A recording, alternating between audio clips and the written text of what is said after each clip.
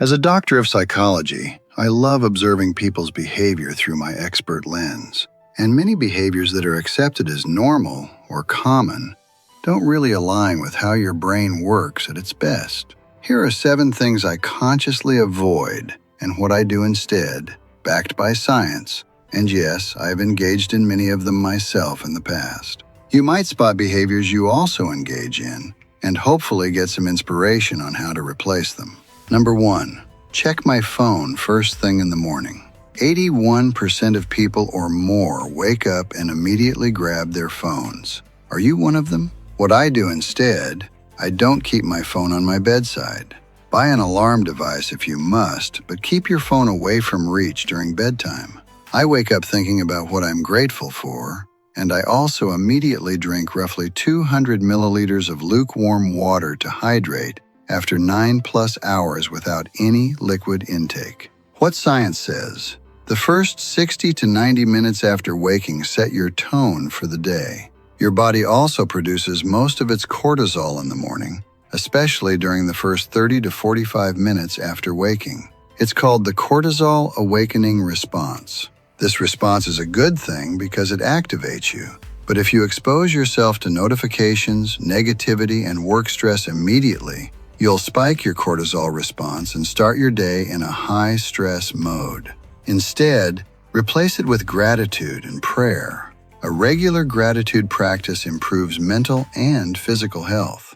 And don't forget to hydrate. Even slight dehydration can affect your mood and cognitive function, so be sure to start the day with some hydration. Number 2, sleep less to have more time for other things. Intuitively, it sounds good. Waste less time doing nothing, aka sleeping, to have more time for the important tasks. But it doesn't work. What I do instead, I make sleep a top priority.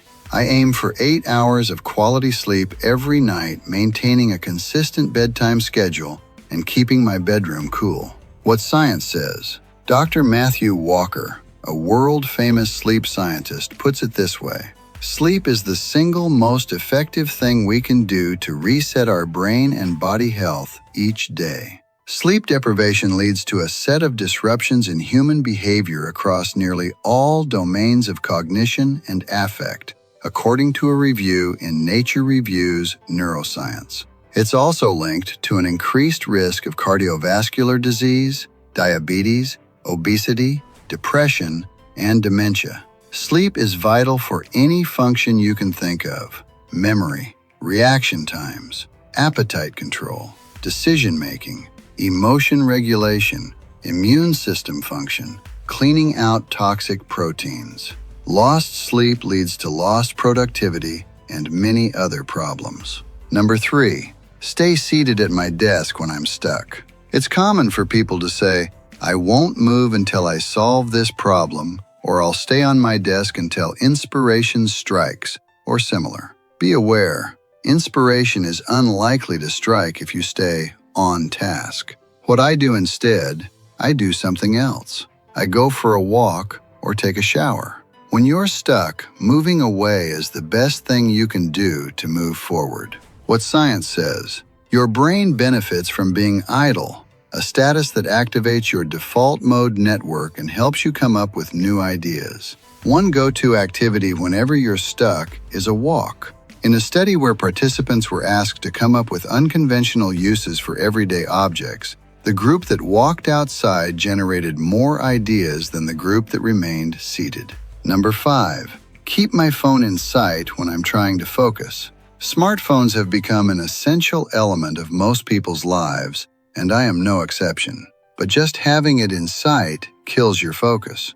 What I do instead, I keep my phone in another room when I'm working, and I only check it during breaks. What science says? Just having a phone in sight destroys your focus, even if your notifications are turned off and the screen is facing downwards. It's best to keep it in another room, and if that's not possible, at least keep it out of sight. This distracting effect applies not only to cognitive tasks, but also to personal interactions. Number 6, rely on willpower alone to change behavior. Many people believe that to change a behavior, you just need willpower, or that people who fail at something simply lack discipline or willpower. As a psychologist, I'm aware that willpower is a finite resource, and it's especially low when you're tired or stressed.